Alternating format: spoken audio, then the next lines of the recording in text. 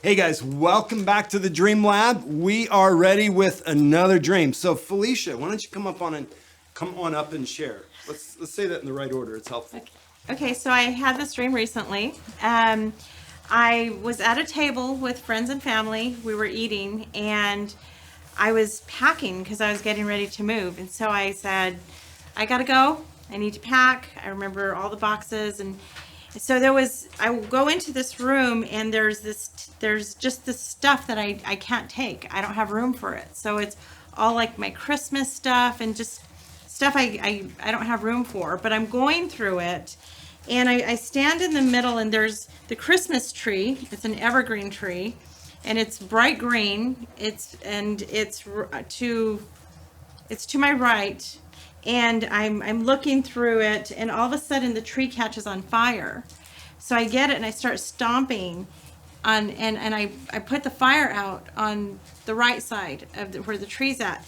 But something ignites on the left side, so I go with my left foot and I start stomping on it, and my left foot starts on fire. Then I wake up with my foot feeling like it's on fire.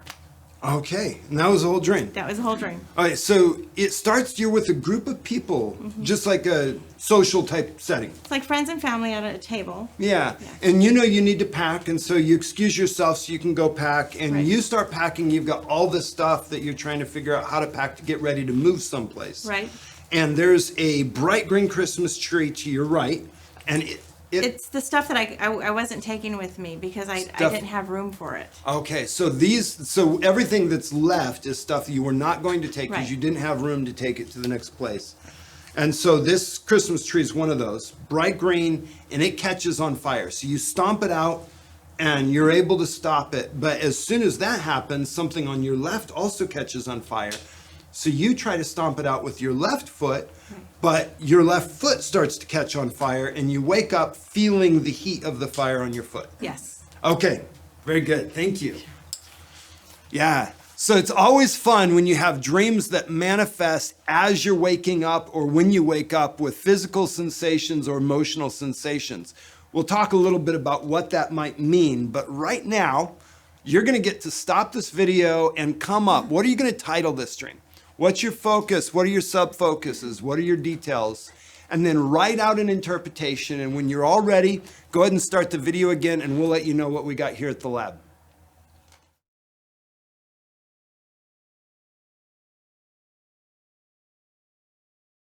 Welcome back to the lab. Let's start going through this dream. We'll start out with a title. What did you guys come up with? Fire. The fire. Okay. Fire. Okay. Focus would be the dreamer, okay? And what are our sub-focuses? Fire. The fire. Tree. Tree is a sub-focus. Sub-focus, and that'd be a detail or sub-focus. It could be either way. Stuff she's getting rid of. Or would a And then sub-focus be to move? Packing? that would be, yes, that would be the other sub-focus. The move or the packing, those are combined. Yep, and then the other stuff. It's not otter stuff. Boy, my brain is in weird places today. So, hey, other stuff. Stuffé. Stuffé. If we were in France, we would say stuffé. That's the fancy stuff. That's the fancy stuff. Help. What about the left foot? Yeah, so the tree was to the right. And the other stuff was to the left. Off of the fire that caught on fire. Yeah, that's... Anything else essential? Well, that foot, her left foot caught on fire as a result of the stuff on the left. Yes. Yeah, so we could put foot in here. What about Christmas tree? She said it was an evergreen Christmas tree, right? Okay. So there's the tree. You could write Christmas in that same circle if you wanted to. Christmas tree or evergreen tree or pine tree. Green tree, because she was talking about how bright green it is. Yep. Yeah, so that'll be important to understanding what the tree would represent. So when we're trying to figure out what the tree, why an evergreen tree, why not an oak tree, why not an elm tree, or, yeah. Okay, any other elements that we need to, so, social. So it was all the people that she was socializing with, the people that she was with, that she's moving on to a new season. And she left them to go pack. Yes. Yep. Yeah, and that's why I put it off of the move, because it was the social setting that she left. Yeah. All right. Now, one of the things, figuring out the difference between a subfocus and a detail. Tell the dream and leave that element out and see if the dream falls apart. Does it change the story, or does it just, you still have a story, it just doesn't have the same nuance. So I realized that I needed to finish packing, and I went to pack. As I was doing it, I had all this stuff that wasn't going to go with me. There was a green tree on my right, it caught on fire. I stomped it out. Something on my left caught on fire. I stomped it out. My left foot caught on fire. I woke up feeling the heat. You leave out the social setting, it doesn't change anything. So you don't want to make too much of that in the interpretation, because if you leave it out of the interpretation, it won't change anything. So, because there's a tendency, because some people are going to be very socially oriented, and they make too much out of that small detail. So you don't want to make too much of it. It's a detail. There's something there, but it's not a big piece of this dream. And that's a real helpful practice to figure out, if you're not quite sure, is this element a subfocus or is it a detail? Just tell the dream back and leave that element out and see, does it completely change the story, or does it just not have, is it not as full? You know, the tree catching on fire, if you don't have a tree, it changes the story. If it's not a green tree, or if it's not a Christmas tree, or it doesn't change the story, it just is not as full.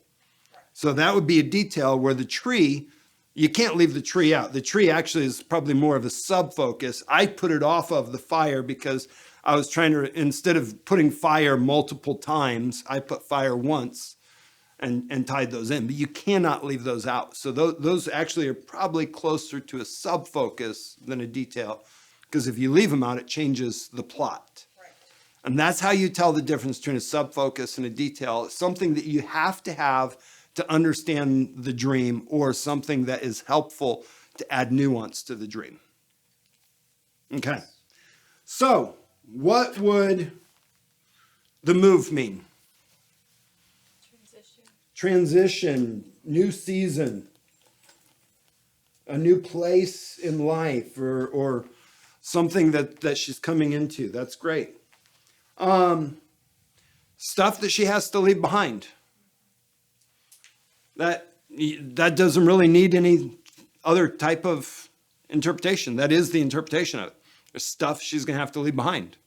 She's not going to be able to take with her. What would a Christmas tree specifically, what would that represent? Tradition. I think seasonal seems to fit the best for this particular dream. But let's just think about, what do you use a Christmas tree for in general? Decorations. It's decoration, and it's a place where you have gifts. Gather gifts. Right. So the place where she's received gifts in other seasons, the place where she's received gifts in other seasons. So there's a seasonal, but seasonal gifts. Now the fire, good or bad? So if the fire is good, why would she be putting the fire out? No. No, I mean, this could be exposing, but just, genuinely look at the dreamer. Is she someone that would be putting out the fire of the Spirit? No.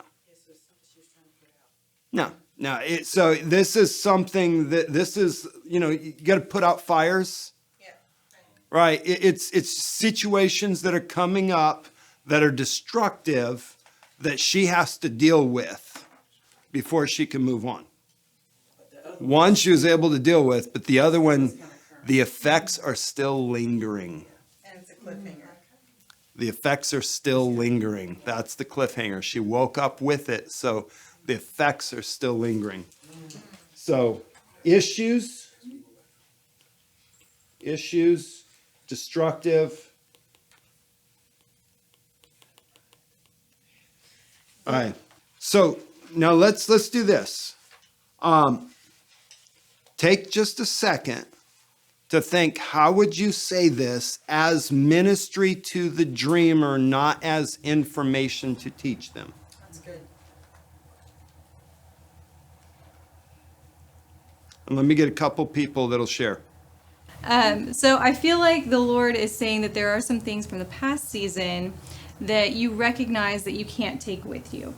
Some of those things are maybe traditional or seasonal things. And it's something, the tree caught fire and it was on your right. And you stomped it out with your right foot. So you were able to let go of that thing with your strength. But then you noticed on your left side, it ignited and you felt that fire. So in your weakness, there were still some things that you were struggling to let go of from the past season that might have been hindering you from moving forward to the next.